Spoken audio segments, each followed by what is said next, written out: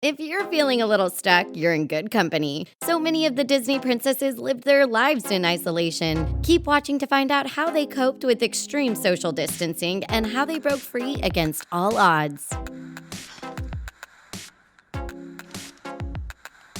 Very funny. We'll start with the most obvious Disney princess. No one experienced isolation quite like Rapunzel from Tangled. Rapunzel was the princess of Corona. Mother Gothel stole her away when she was just a baby and locked her in a tower. The only person she ever interacted with was Gothel. At least Aurora in Sleeping Beauty had the fairies to keep her company. Gothel would also be gone for long periods of time, so Rapunzel had to entertain herself. She had isolation down to an art. She spent time drawing and painting, baking and playing darts, playing guitar and reading. She even took up hobbies like ventriloquy and candle making. Honestly, the song When Will My Life Begin sounds like a great checklist for boredom. Eventually, Rapunzel convinced Flynn Rider to take her to see the lanterns, but what's interesting is that she planned to return originally. Then she discovered how awful Mother Gothel was. I will never stop trying to get away from you.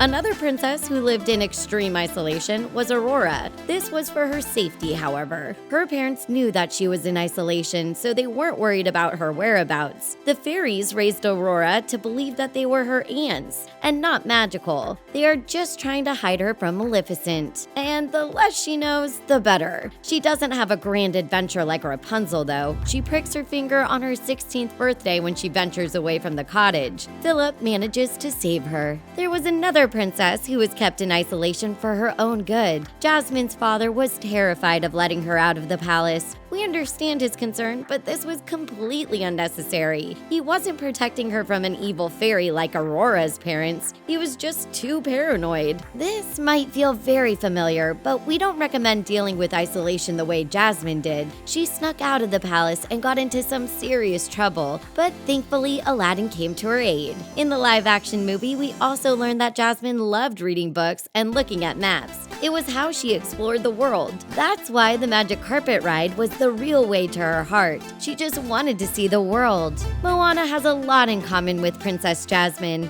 Moana's father was also very protective. He was so scared of losing anyone to the ocean that he prohibited his people from venturing off the island. But their people were born explorers. Their whole culture had been built around ocean exploration. Moana was called to the sea from a very young age when she found the heart of Te Fiti. When the curse of Te Fiti began to affect the food supply for her people, she decided she had had enough. She snuck off the island and found the demigod Maui. The gods have given me a man!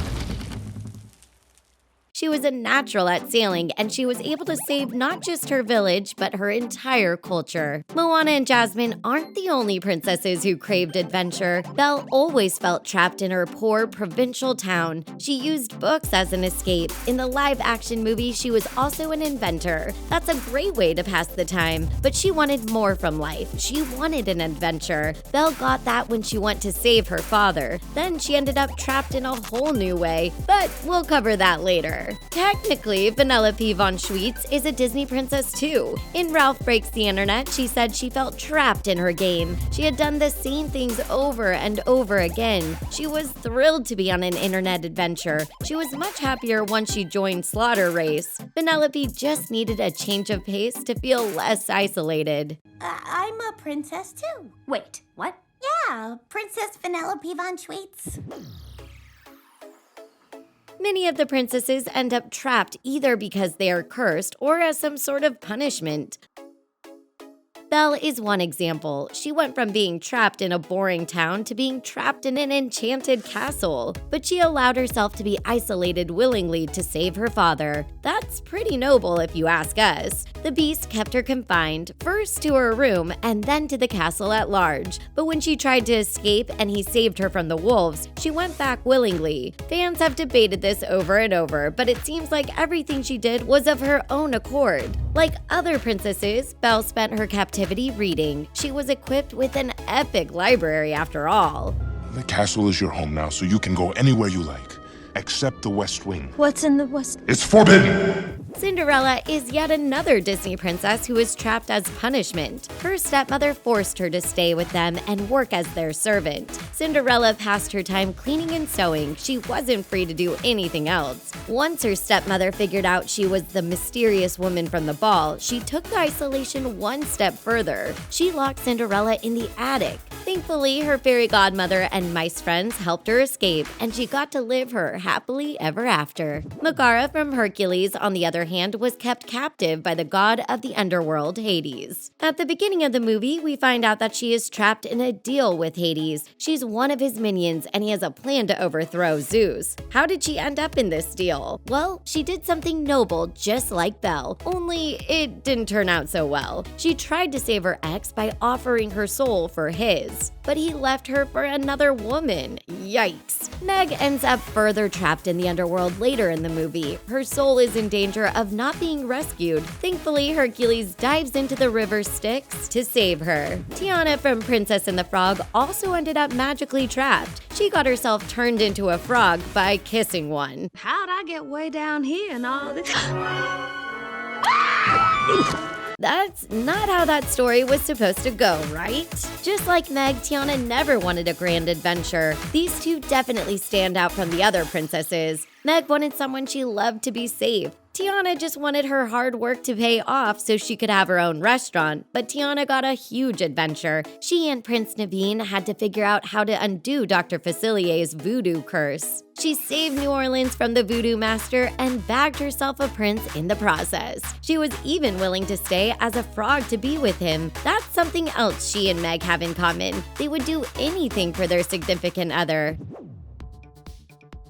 Tiana was trapped in the body of a frog, but other princesses have ended up trapped in actual objects. Let's take a look at Ariel. She didn't grow up in isolation. She was one of 7 princesses. She could go anywhere in her father's kingdom, but she never felt like she belonged. That sort of loneliness is its own type of isolation. She spent her time watching humans and collecting human items. It's a pretty cool hobby for a mermaid, but all Ariel wanted was to be part of the human world, so she took matters into her own hands and ended up being trapped in an even worse situation. She got involved in a deal with the sea witch Ursula. Ursula then trapped Ariel's voice in a seashell. Ariel's isolation might be different from the other princesses, but it was still isolation. She was put in the human world with no voice. She didn't know a lot, and she couldn't communicate at all. Have we met? We have met. I knew it.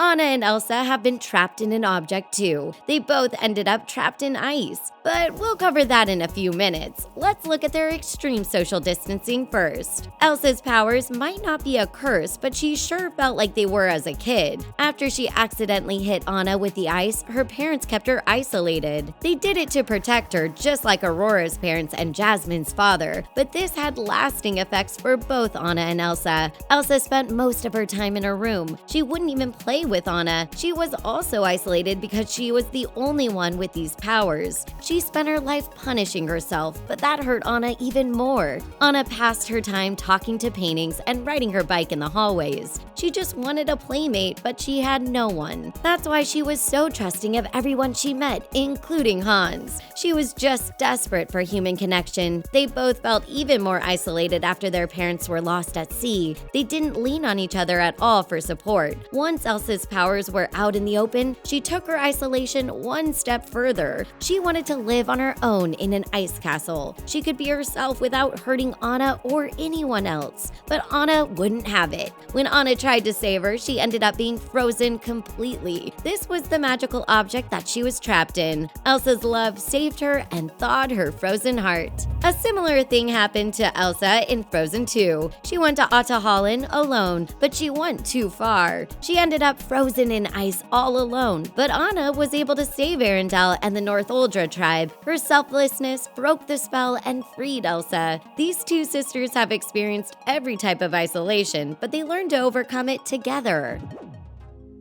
The vast majority of Disney princesses have experienced some sort of isolation or captivity. Even Snow White, the first princess, was somewhat isolated in the castle. She was all alone until she fled from the huntsman and met the 7 dwarves. Disney has even carried this isolation theme into the Disney Channel. Evie, Mal, and all the VKs from Descendants spent their childhoods in isolation on the Isle of the Lost. In fact, there are really only 3 princesses that weren't isolated. Mulan, Pocahontas, and Merida never ended up trapped. So why does Disney use this theme over and over again? Well, it's something that is relatable to everyone. We don't mean actual isolation, although it seems like everyone understands that these days. But isolation makes people lonely, and loneliness is something everyone has experienced. People can relate to feeling lost and alone. You might even feel trapped when you don't have many options. Even the 3 princesses who didn't end up in actual isolation felt isolated by not fitting in. That's another universal human experience. It makes all of the princesses feel real and relatable, but all of their stories ended with a happily ever after. There's a lot to learn from all of these princesses. First, they all found ways to pass the time. They all realized what was really important to them, and they found their happy endings by leaning on other people. Which princess do you identify with the most? Let us know in the comments. Thanks for watching. Give this video a big thumbs up, and don't forget to subscribe. We'll see you next time on The Things.